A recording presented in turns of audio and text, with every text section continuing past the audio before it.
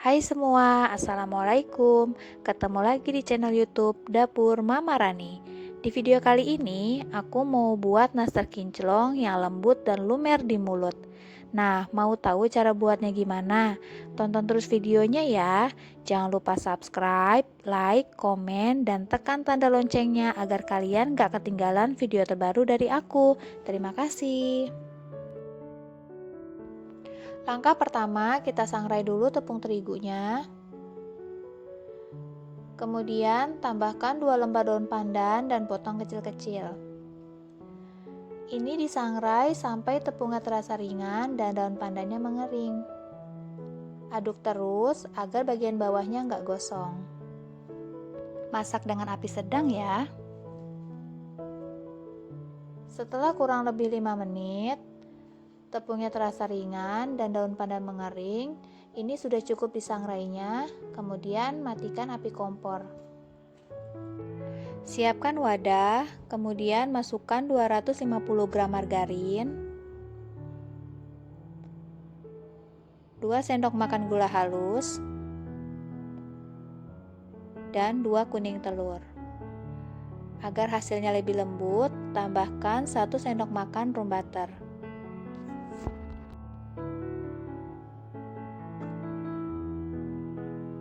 Aduk merata sampai adonannya halus dan lembut. Selain menggunakan whisk, mengaduknya boleh menggunakan mixer dengan kecepatan rendah nggak lebih dari 2 menit, supaya cookiesnya nggak melebar ketika dipanggang. Setelah 2 menit diaduk, adonan telah tercampur rata, pucat dan halus seperti ini. Selanjutnya masukkan 350 gram tepung terigu yang sudah disangrai. Kalau ukuran sendok ini tidak tinggi menggunung, tidak rata, tapi penuh munjung sekitar 35 sendok makan munjung. Aku masukin tepungnya setengah dulu ya.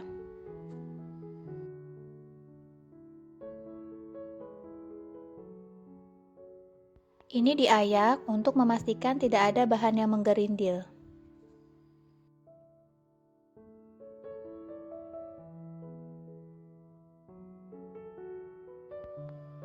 Tambahkan 2,5 sendok makan susu bubuk dan 2 sendok makan tepung maizena. Kemudian aduk hingga merata.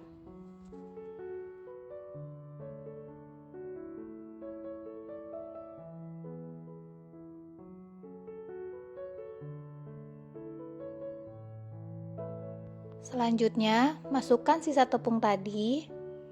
Agar lebih harum, tambahkan setengah sendok teh vanili.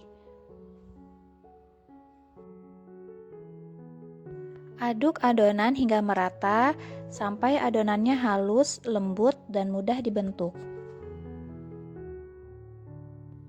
Setelah tercampur rata, ini aku lanjut uleni menggunakan tangan untuk memastikan adonannya sudah bisa dibentuk dan bisa dipulung. Kurang lebih seperti ini. Ambil sedikit adonan lalu pulung membentuk bulatan. Jika sudah bisa dibentuk dan lembut seperti ini, adonannya siap untuk digunakan. Jika masih pecah, boleh tambahkan sedikit margarin. Jika terlalu lembut, boleh tambahkan sedikit tepung. Jadi disesuaikan saja ya. Siapkan loyang yang sudah dialasi dengan kertas roti. Di sini aku sudah punya selai nanas untuk isian nastarnya. Ambil adonan kurang lebih 9-10 gram, lalu pulung membentuk bulatan, kemudian pipihkan dan isi dengan selai nanas. Selanjutnya dipulung kembali.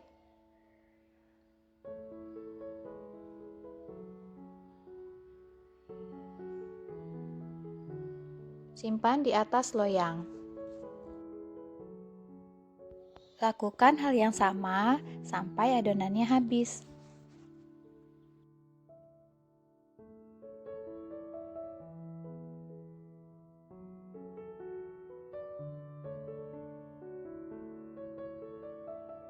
Setelah selesai semua, adonan nastar siap dipanggang. Masukkan adonan nastar ke dalam oven tangkring yang sebelumnya sudah dipanaskan sekitar 10 menit dengan api sedang. Panggang dengan api sedang agak kecil kurang lebih 15 menit. Sambil menunggu, kita buat olesan untuk nastar. Siapkan 2 butir kuning telur, kemudian tambahkan 2 sendok makan minyak sayur, 2 sendok makan susu kental manis. Aduk hingga merata.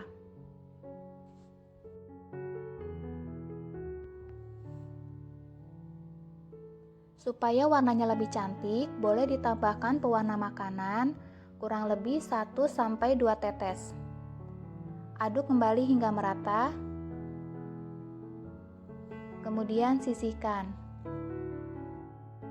Setelah 15 menit, kecilkan api kompor, lalu dilanjutkan memanggang dengan api kecil sekitar 10 menit. Jadi, kunci agar nastar tahan lama dengan cara dipanggang agak lama dengan api kecil. Setelah 10 menit, keluarkan nastar dari oven tangkring dan biarkan agak dingin sekitar kurang lebih 10 menit. Setelah nastar dingin, olesi dengan telur yang sudah disiapkan sebelumnya.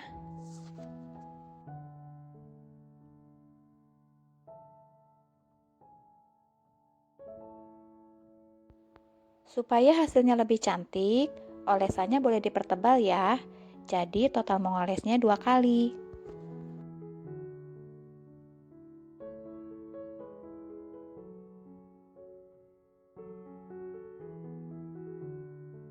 Panggang kembali nastar selama 10 menit dengan api kecil.